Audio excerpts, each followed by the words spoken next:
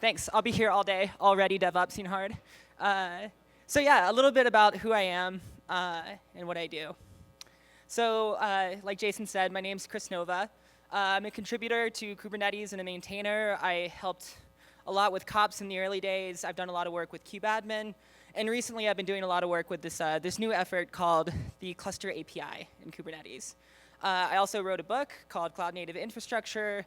I've contributed to Go. I write a lot of Go. I've contributed to Terraform. I've written a lot of Terraform. I work in Kubernetes as a whole. I'm a member of the CNCF. And I wrote this really awesome program called Kubicorn, which kind of ties all of this together and takes all of these lessons and puts it together and helps you get Kubernetes up and running. I recently joined Heptio, came over from Microsoft, and I'm a developer advocate here. Earlier today, somebody said it wouldn't be a DevOps talk if we didn't suggest a book. So I was like, man, what is a really great book that I've read recently? So I wrote this book. It's called Cloud Native Infrastructure. You guys should go buy it. It's the only book I read last year because I wrote it, so I had to actually read it. Right now at Heptio, we're giving it away. So ping me for a link afterwards, or I think you can just type Cloud Native Infrastructure, Kris Nova, Heptio, and you can find a link and you can download the ebook for free. So go ahead and grab a copy if you're interested. So why monolithic applications? Like, this is a new thing for me. If you followed me in tech over the past couple of years, this is definitely a new area I haven't really jumped around in. And this whole thing came out of this past 6 months at Heptio. So I've been on the road. I've been meeting with Fortune 500 companies, enterprise companies with real software problems, and having deep technical conversations with them. The common theme that I kept seeing was they all have these enormous applications, but for some reason they all want to move to Kubernetes. So as I've been poking at this, I started to develop patterns. I started to realize that there were a lot of similar things. And that's where this talk and a lot of the work I've been doing has come out of. One of the first lessons that I learned was there is way more Java in the wild than I ever thought. Like I was like, there's got to be some Python and some Ruby. I know like my Bash homies are out there writing Bash. But then it was like, no, it's all Java. It's just Java everywhere. So that was like the first big alarming discovery. Also, we discovered there wasn't really a good story for like, hi, I'm a DevOps engineer. I have this enormous Java application or whatever application, and I want to migrate this to Kubernetes because that's the new hotness right now. But like, what do I do? What's step one? And what do I need to care about? So that's the point of this talk today. So to get started, let's define what a monolithic application is. I'm working on a white paper. I just wrote a blog on this, but I've actually been able to define it pretty well using 3 concrete ideas. I need to slow down, too. I'm already halfway through my slides. So let's define an application. So we all know what a user interface is. This is what the humans deal with. I always look at this layer of software on the top of our application, and I'm like, OK, this is the front gate. This is where if we're going to get bombed, this is where it's going to happen. And it's what people deal with, and usually what people get frustrated with. Furthermore, we have this really ugly layer that everybody hates to work on called the data access layer that takes these ideas that are meaningful to humans, munges them together, does stuff to them, mutates data, does all this crazy junk, and then sticks it in a data store somewhere. And this is the basic recipe for a state machine, which is the basic recipe for these large monolithic applications I've been seeing over the past 6 months.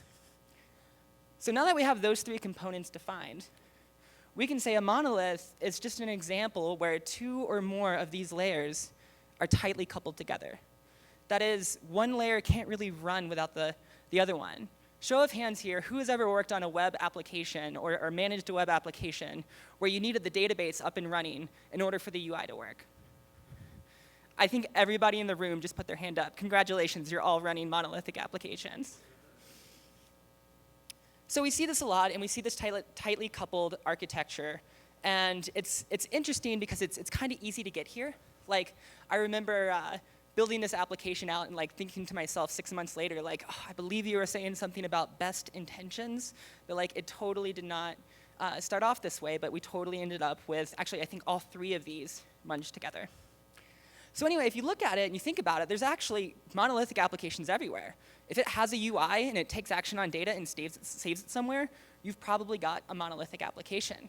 So these are in open source. These are at your company. They're at my company. We've all interacted with them, and they all break the rules of keeping our concerns separated. OK, so we all got on what a monolithic application is and what it means. Rad. So let's talk Kubernetes. It's the new hotness. I got into Kubernetes 2 years ago. I was working up in Boulder. Oh, I just moved from here, by the way, so getting to come back home is really nice. Doing DevOps up in Boulder, I was working on the infrastructure layer. I was dealing with virtual machines. Like, I had all kinds of crazy Terraform and Python stuff in place. And really what I slowly discovered was I was reinventing this whole container orchestration thing. So I got involved in Kubernetes. I got involved with the community, and that's where I fell in love. And now I've realized, kind of gone full circle with, I'm gonna go to my Kubernetes slide here. Here's the Kubernetes logo we can look at.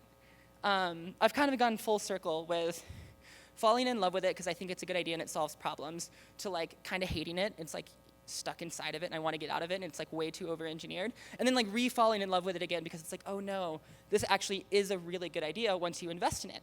So show of hands, who here has actually ran Kubernetes before?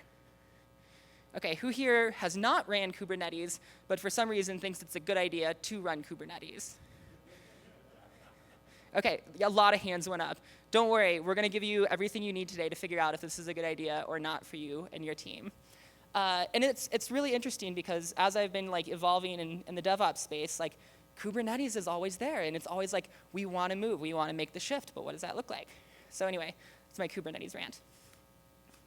So the question. I wish more people would ask themselves this question. If you don't have a Google Doc that is titled, "Is Kubernetes right for me?" with 80 pages of notes about the journey you went on, then you're doing it wrong. I did not do this. I just kind of jumped into Kubernetes and said, hey, everybody else is doing it. It sounds like a good idea. But I never actually went and spent time to collect my thoughts, to gather the data, and actually figure out if this thing's right for me and make an educated, data-based and data-driven decision. So I have come up with a formula. There's 3 things you need to care about in order to determine if it's a good idea for you and your team to move these monolithic applications to Kubernetes. Number 1, value. What value do you get? Oh, there's all these wonderful things when you move to Kubernetes. It's scalable, and it's resilient, and you get to take advantage of the scheduler, and it's going to schedule your containers, and if a container breaks, it'll restart it, and it's got all these readiness probes and wonderful endpoints to check on all your apps for you, and it just sounds so great. But do you already have that? Do you already have a really, really janky Nagio server up and running, doing everything for you already? Are you really going to be getting value out of this? You really need to ask yourself, what value are you getting? And later we're going to give some great examples of stuff you get for free and value you might get by using Kubernetes. The second one is risk. This is a cost-risk assessment here. Risk can be everything from technical risk to it's going to be expensive, both for engineering hours and for your checkbook. And what does that risk look like? And how do I measure that risk? How do I put a number on that? How do I actually go through and say, you know what, this is a good idea for me to take this risk? And the third one is time. I've spent the last 7 years of my career bitching about technical debt. That's all I've done.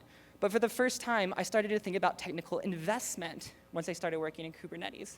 That is this idea of I spend a lot of time investing into my applications and containerizing them and getting everything the way I want it. It's actually going to be easier for me. And it's going to buy me more time for my customers downstream. So it's a little bit now, but it's really a lot in the long run. So what is your time investment going to look like? Okay, so value. Let's drill down into this. I mentioned scalability. What this means to me, because it can mean a lot of things to different people, is once I've gone through the original investment phase and I've got my hello world up and running, can I go from 1 to 10? Can I go from 10 to 1,000? And can I go from 1,000 to 1,000,000? And what does that process look like? If you're looking at a line on a graph and it's anything but linear on that, you're not scaling as efficiently as you could. Also, there's this concept of ease of orchestration. As DevOps engineers, we spend so much of our time not only writing code to deal with humans, but we also have to deal with the code that's managing the other code that's managing humans. So we're 4 or 5 layers above that most of the time. Kubernetes gives you a great place to orchestrate these ideas and gives you examples and patterns that other people have already done for doing this work. Also, there's this whole ecosystem of work in open source. Every week at Heptio, we do a webinar, a video blog called TGIK, Thank God It's Kubernetes. It's every Friday. And every week, we are able to come up with a list of about 6 or 7 things that have changed in the ecosystem. And we've been doing this since, I think, Q3 of last year. So the ecosystem's ever changing, and a lot of the work you as a DevOps engineer would be doing by migrating these large monolithic applications to Kubernetes might have already been done by somebody else. But more importantly, they might have already been failed by somebody else. They might have already learned these hard lessons for you. They might have already made those critical mistakes. Furthermore, it's cost savings. We look at people running Kubernetes on bare metal, and I unfortunately can't quote where this number comes from. I promise you, you've heard of them though. So 40% in cost savings based on a case study where they moved over to Kubernetes. Why? Because they're just more efficient with their hardware. Because using software to say, hey, let's figure out where and how to run our applications is actually a lot better than a human being sitting at a desk making that decision for you. Furthermore, there's this concept called the API of the cloud. Kubernetes is built on this API. It has a backwards compatibility promise like any API. And all of these wonderful primitives that you would interact with as a DevOps engineer are versionable. Furthermore, Google, Amazon, Microsoft, the big major cloud providers, Fortune 500 companies, the CNCF, the Linux Foundation, they've all come together and they've said, yeah, you know what, that API makes sense, let's just use that. So this happened again. This is the second time in computer science history this has happened. The first time was with the Linux kernel. When so many people were writing hardware abstractions and writing their own subsystem implementations, we said, you know what, we better just make a standard API so that we can always call the same thing. Kubernetes is the standardized API of the cloud. Building your applications to speak that API is a technical investment because they're going to be able to run anywhere. Kubernetes is not that great, though. I've been contributing to it for a while, and there's plenty of problems with it. So some of the problems with Kubernetes. It's new and it's young. Kubernetes is new to me. I still, on the weekly basis, learn things about Kubernetes that I did not know the week before. It happened today once already. And I look at the code base every day, and I spend my life talking about Kubernetes. So it's constantly new to me, which means it's going to be new to you. Furthermore, it's young. If you look at the scale of software, Kubernetes was released from Google in 2014, and 4 years for an open source project is relatively young, especially when you compare it to tools like MySQL or the Linux kernel. Furthermore, installing a cluster is still fragmented and confusing. And even being able to wrap your mind around what it means to install a cluster is kind of like a lot of effort. I wrote this whole tool that took me 6 months of work and contributing to COPS and contributing to Terraform to kind of even figure out what all needed to happen in order to, quote, install a cluster. I feel like installing a cluster is the same thing as starting your car. There's actually a lot more going on there than just twisting a key. You still have most of the same concerns as you would without Kubernetes. And this is something I really want to hammer on. As you're using Kubernetes, every concern that you would have had otherwise is still there. They don't go away. If you're running MySQL in Kubernetes and you're worried about if you need to up your bin log replication stats, you're going to still have to do that in Kubernetes. You're just going to have to figure out how. Traditionally, that was SSHing into a server or using some configuration management tool. Kubernetes, that might look like execing into a pod, but you're still going to have to solve that problem. Furthermore, there's these CI/CD systems. So most people are already running CI/CD. In Kubernetes, though, it's a whole new problem because you actually have to get your application into a container, something we're going to talk a little bit more later. And last but not least, security is still a concern.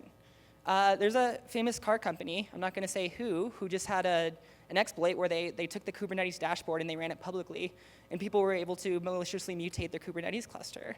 Why? Because Kubernetes is new, it's young, and security is a concern. Just installing Kubernetes is not enough. You still need a security outlook and a security-minded posture. What about time? Containers take time to get right. Who here wrote a Docker file for the first time and it worked? First time, hole in one. Okay, there's one person who put their hand up. Let's say 100. Who took 100 times to write their Docker file to get a container up and running? Way more people put their hands up. It takes time. It's hard. I still copy-paste Docker files from other Docker files I wrote 6 months ago. Going through this whole process is going to take time, and you're going to have to learn it, and you're going to fight, and you're going to get mad, and you're going to get angry. But the beautiful thing, though, is once you get it, you got it. Once you have that Docker image pushed up and containerized, it's done. You don't really have to mess with it ever again. And if you did it right, you have a Docker file, and you can replicate that whenever you want. So it does take time, but the value is there after you make it over the initial hump. So there are new paradigms for Kubernetes users. So DevOps is this wonderful space because it's kind of like bullshit ops. It's kind of like everything else that doesn't get lumped into normal software engineering. And that's why I love it, and that's why I really want to get like a DevOps tattoo, because it's like means so much to me. But in Kubernetes, we now have like new paradigms for like what DevOps means, what infrastructure engineering means, what software engineering means. The beautiful thing about Kubernetes is for the first time in the history of software, we're using the software layers to manage and mutate the infrastructure layers that folks like everybody in this room used to care about. But we're doing it in a cloud-native way, and we're doing it in this declarative way.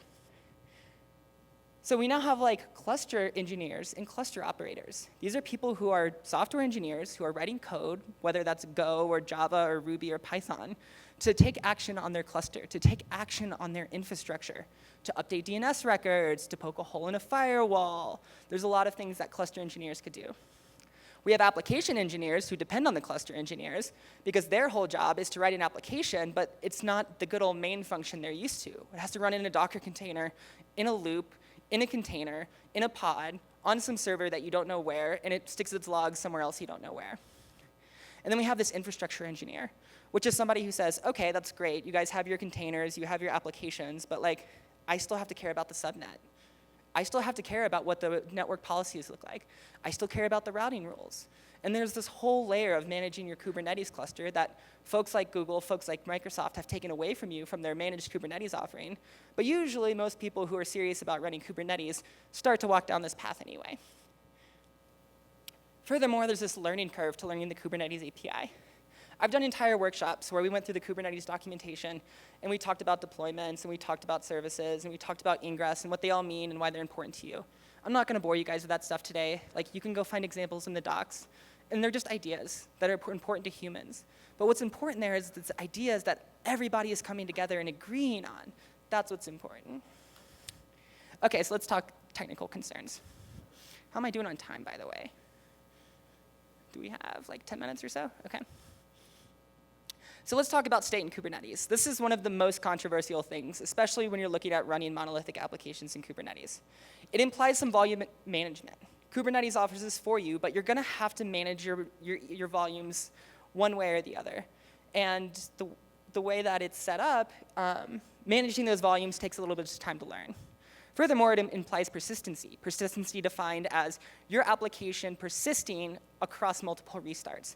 If the software layer fails, the data layer should still stay there. This is fundamentally hard in Docker, hard in Kubernetes. It usually implies backups and restoring. Where am I going to save my data, and what happens if something goes wrong? What if there's a disaster? How do I recover from that? It's still relatively complicated in Kubernetes.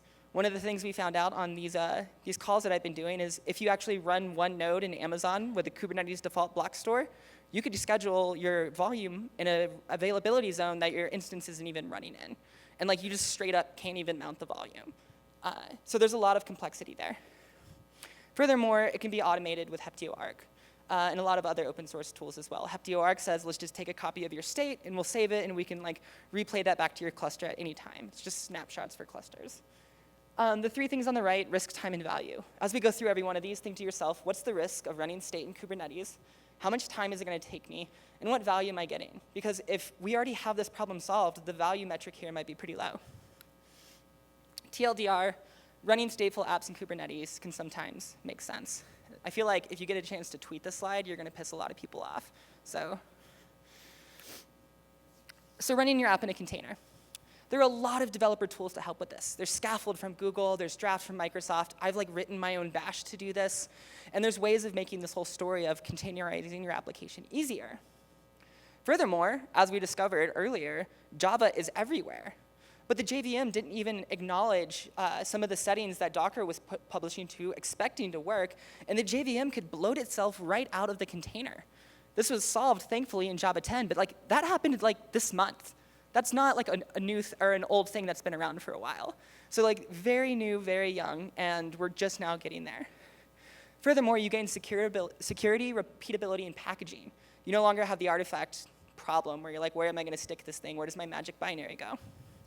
You need CID, something in place to build your containers. So you can either have one container to rule them all, meaning, hi, I have a monolithic app, and it does a lot of things, and it spans the user interface and the data store, and I want to put that in a container. And I'm like, dude, your app is like 6 gigabytes. Like, that's going to be really hard to run in a container. But you can bundle all that up in a container for day one, or you can finally start breaking your application apart. Now, this is the problem. The whole Kubernetes discussion up to this point has kind of been solved. This is what really hasn't been solved yet, because this involves you and your company. What do you do if you need to start breaking in an application that spans multiple Kubernetes resources into little pieces so that they fit nicely into Kubernetes? Well, you can do that, but where do you draw the line? Where do you say, hi, as an software engineer, as a DevOps engineer, trying to like shove this application that was not built to be ran in Kubernetes into Kubernetes? So for me, I like to say the network is the new application interface. Within the context of an application, let's say we have 2 packages, and one of the packages is pulling large, complete data structure into and out of the other package. This could be a singleton, or this could be some sort of cache. To me, that is now a network transaction. That could be hosted over a protocol like gRPC, or we could use Istio or several of the other service meshes to help out with this effort. But anytime you're moving large, complete ideas to humans, customer information struct, that's a large, complete idea.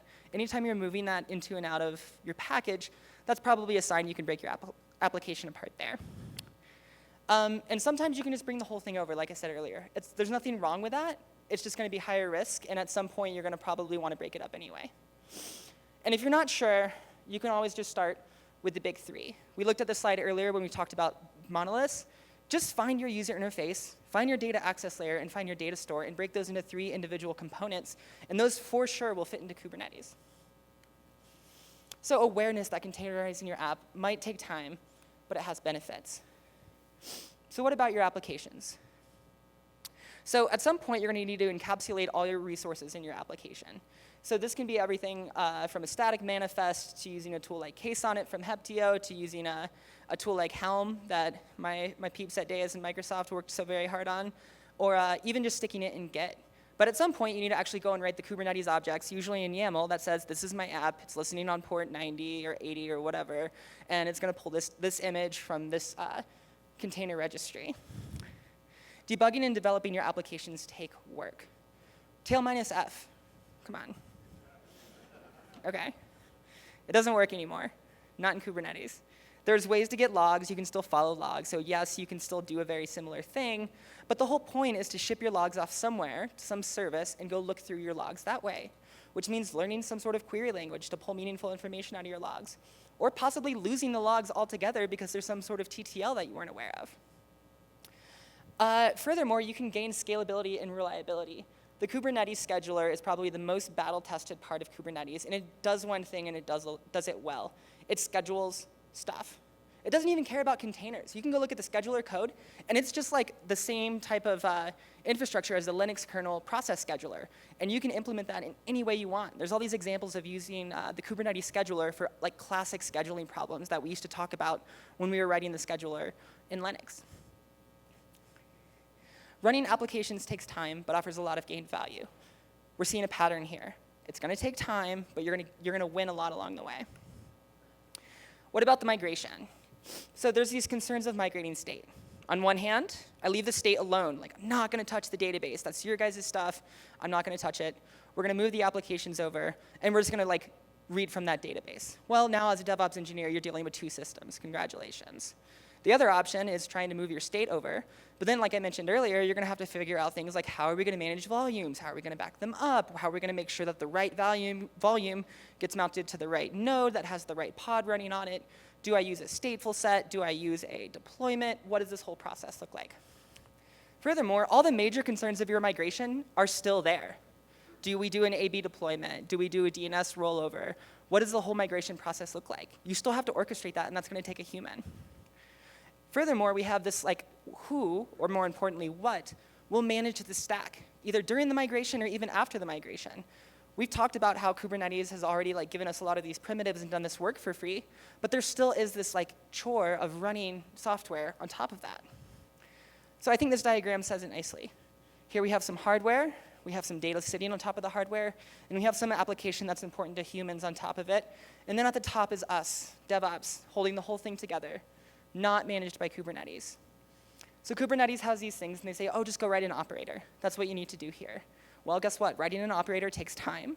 It's got to be containerized. It needs CI/CD, and we're back to this whole problem all over again. So how are you going to manage your stuff? Are you going to do it, or are you going to write code to do it for you? Because it needs to be done. The migration is similar to any other migration, and it's risky, just like any migration. So why are monoliths harder in Kubernetes? Running a stateless application in Kubernetes is really easy. It's like copy and paste a kubectl install command, and you get the thing up and running. Monoliths are harder primarily because of state, but also probably because if you're going to run your monolithic app in Kubernetes, you're probably going to have to change code, which means you're going to piss off a lot of engineers. Furthermore, the entry point matters. When you start looking at how am I going to pass configuration down into my container, using a traditional XML file in the Java world isn't going to work for you anymore. You're going to need to start figuring out how to read from environmental variables and do that reliably and ensure that they're set and that they have same defaults if they're not set. Furthermore, applications need to be designed to be ran in a container. And if you try to run an application that's not designed to be ran in a container, like we did over the past 6 months in a prototype I'm going to talk about in just a second, it's actually really hard, and it breaks quite often. And usually when it breaks, it doesn't like break and die. It's like it like dies and like crawls and like slowly breaks over the course of like 30 minutes. And it kind of works, or it worked for you, or it worked for me. But it's not a very quick break. Last but not least, monoliths are big. Okay, like who here has seen an application with 100 gigabytes of memory? 500 gigabytes of memory, a terabyte of memory, 2 terabytes of memory. 4 terabytes of memory for one application. Okay, so we have our winner right here. These things are huge. Okay, so running in Kubernetes isn't going to solve this problem unless you're running on really, really beefy hardware. The application audit. As a DevOps engineer, I learned it the hard way. This is the most important thing to do when you start a new job. I want a list. What software are you running? What will break if it's not there? And I want to start to track what all our systems look like. And this is the application level audit, and this is the system level audit as well.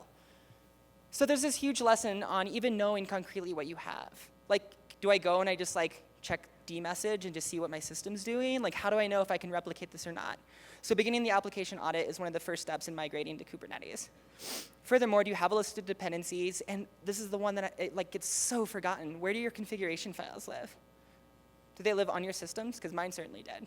And how do they get changed? I SSH in and use Emacs, which I would, of course, have to install because nobody else uses Emacs. Does your application care what operating system it's running? You'd be surprised how many people cat/etsy/Red Hat underbar release. It happens. It happens quite frequently. So a lot of the times you make assumptions about your system and software that aren't documented, and trying to run them in other places is actually really hard. So monolithic applications are significantly harder than their stateless, small, adorable microservice counterpart. But guess what? Most of the people out there are running these large monolithic applications, and it's not just a matter of getting your app up and running. There's this whole other discipline of researching that and managing that us as DevOps engineers care about. So what about logging, monitoring, and alerting? So there's a plethora of open source stuff out there. We have Prometheus, Heapster, Grafana. There's a ton of them out there. And you get a lot of that for free, and it is nice, and you do get shiny graphs, and it looks really pretty, but it's still effort, it still takes time. The value's there, but you have to learn it, and you have to build it just like you always did before. So Kubernetes does offer new tools and new paradigms and new ways of thinking about it, and it offers it in a clean way that's reproducible and scalable, but the effort still is there. Kubernetes has built to the core to be resilient. It's got readiness probes, it's got health Z endpoints, and you run your applications around this concept of making sure they're ready and schedulable and healthy. So the Kubernetes ecosystem can help cut costs because other people are doing a lot of this work for you. So where did I learn all this? So like I said, we talked with other companies, but as I started to research this, I actually said, you know what, I'm going to do this. I'm going to prototype it. So I went to GitHub and I created a new repository. It's called Java Prototype. And if you've written Java before, I really encourage you to go look at this code because I spent about 4 weeks making this the worst possible Java code I could. This thing puts stuff in memory, it does stuff concurrently, it multi-threads out, it bloats itself, it shrinks itself, it'll randomly sleep. We have singletons that'll open up a socket and then drop the socket and not close the socket. Like, it's just horrible. Like, you name it, this thing does it. And I said, awesome, we've got this really horrible app. Let's go run it in Kubernetes and see what happens. So it's written in Java, it's hard to run and manage, and the whole thing, I kind of went out of my way to make it hard to containerize, but it went into Cloud Foundry in a second. So as a Java engineer, I felt like, okay, this is most of the stuff we're seeing out there. This is what most people are dealing with. And getting that up and running has been this ongoing community call effort that I host every week, and you can see our work there in Java Prototype. And we've gone through every step of the way concretely and solved all of these problems, and you can go and watch on the calls how hard it was to actually go and do a lot of this stuff. So, in conclusion, I wrote a formula, because this is what I do. I think super mathy, and it's always got to be a formula. We have our value, we have our risk, and we have our time. And if you deduct the risk from the value, whatever those metrics are, that's up for you and your team to decide. And you divide it by time, you get this metric that says, is it really worth it for me to go and take this large monolithic application and run it in Kubernetes? Because you get a lot for free, and we're here to help along the way, but is it worth it? In other words, concretely measure your gained value, understand the amount of risk you and your team would be taking, and determine how much time you can afford. Do you have one engineer who can spend 2 hours a day working on Kubernetes? Probably not enough. Do you have an entire team that you can throw at this for 6 weeks? Yeah, let's start talking. And it doesn't have to be 6 weeks, it can be a day, and you can slowly get into it. And I've seen very successful engineering shops start off with one person slowly bringing a single application one at a time to Kubernetes, and now the entire organization is on Kubernetes. But regardless, you got to make that decision. So I hope having these 3 concrete ways of measuring that decision can help you and your team understand if this is right for you. Thanks.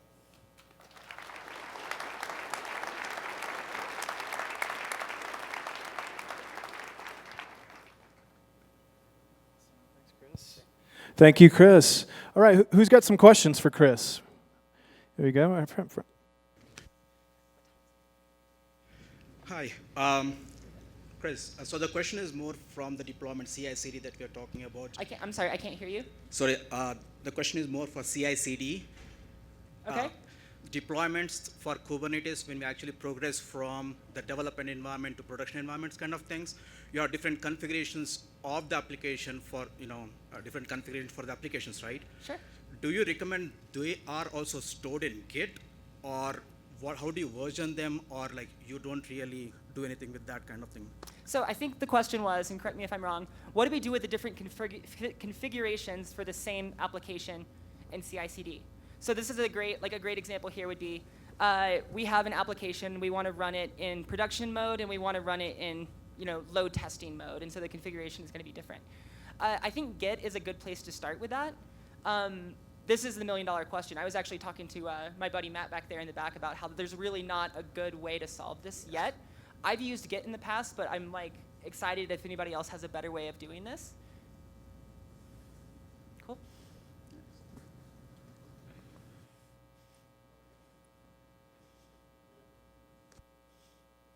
Oh. So you had a slide about saving money with Kubernetes. Yes. Do tell more, please. Do tell more. So the idea here being that if you're going to run hardware and you're running the software on top of it, the more you can maximize your hardware, the cheaper it's going to be. So by using Kubernetes, you can actually go and you can actually see at a glance how much of your compute you're using, how much of your memory you're using, and you can plug that into the scheduler, and it can actually make some of those decisions for you. So I always look at Kubernetes like if you pour ball BBs into a bucket, it's going to spread your load as evenly as possible across your hardware. And then as you can shrink and increase the amount of hardware you're using, you can actually save costs. So we've actually seen people go in and shut down entire racks before, just because Kubernetes was able to schedule the same workloads on a single rack instead of 2. Hi. Hi. Quick question. Does that answer your question? Yeah. Okay. Databases are difficult. Yes. And containerizing databases seem to be even more difficult. Yes. From my standpoint. So when breaking the monolith, how do you concern yourself with persistent data storage for databases and containerizing that portion of it, or is it best to just look for services?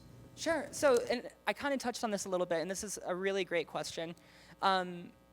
If you're going to run a database in Kubernetes, one, why would you do that? And two, well, no, I mean, why is that important to you? And one of the great reasons why you might want to do that is if you say, well, we're running 1 million databases, and we don't want to have to train our team across 2 different services, and that might actually make sense. And if you invest into going and actually building out the stateful infrastructure, using a stateful set, and actually getting your volume mounts done correctly, and getting your cloud provider dialed in correctly, it's actually not that bad. But it still is hard and requires a lot more effort than, say, installing an Nginx server or something like that. Yeah? Cool. Any other questions? One way back there, maybe? Okay, thanks.